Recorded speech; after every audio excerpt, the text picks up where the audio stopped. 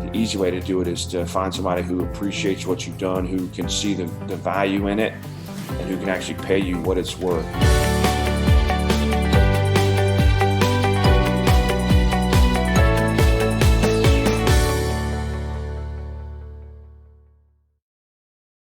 I'm from South Carolina originally. My mom's brother was an endodontist there, so I kind of grew up under his influence. I did practice as a general dentist for 6 years right out of school. Life as an endodontist is good. It's Friday at 9:21 in the morning, and I'm here on Anna Marie, and it's a beautiful day. And I'm not attached to a desk or a job where I can't take every Friday off if I want to, and so it's been a good career choice for me. And I like every aspect of it.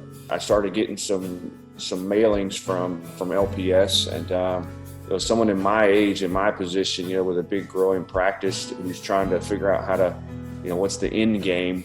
Those mailings are definitely speaking right to me. They piqued my interest enough to call and to reach out to Chip in his cool and calm way. Just kind of explain what he saw and what the numbers were showing, what the research was showing, that hey, LPS can help endodontists, and it's on fire right now, and endo's a great specialty to be in right now. I was thinking it's probably worth X amount of dollars, and the LPS evaluation came in considerably higher. The prospect of a DSO for someone in my shoes who's been doing it by themselves without any outside help or interference for the last 15, 16 years was, hey, maybe someone can help me, grow this thing bigger than it is right now, because I'm so busy.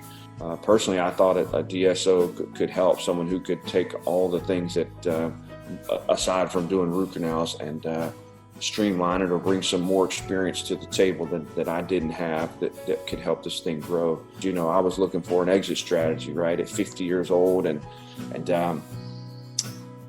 having a practice growing like ours was, I didn't want to walk away from practice when I got ready to retire. And I hear a lot of endodontists do that because, you're in a great part of town early in your career, then demographics change and you end up with an endo practice in a not so great part of town. And you got to find a young person to move there to buy your practice. And another consideration is you got to find somebody with enough money or credit to buy your practice when you grow a really big practice, for a bunch of different reasons. I was kind of faced with the decision, hey, do I consider an Invisible DSO, someone backed by big money, so I know they can afford to buy me out now? Do I do that, or do I just do the grow associates up into partners and get a little bit of money from them every couple of years until they no longer need me, or until I'm too tired to do anymore?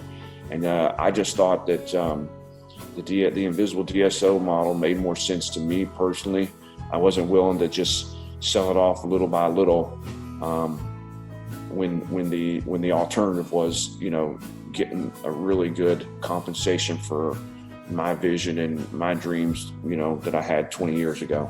And you want to sell high, and selling off a piece every few years to the next young associate who wants to live where your practice is, or that's kind of the hard way to do it. And I think the easy way to do it is to find somebody who appreciates what you've done, who can see the value in it, and who can actually pay you what it's worth. Unfortunately, for a lot of my colleagues, they end up selling their practices for a year's worth of revenue, and that's just not the way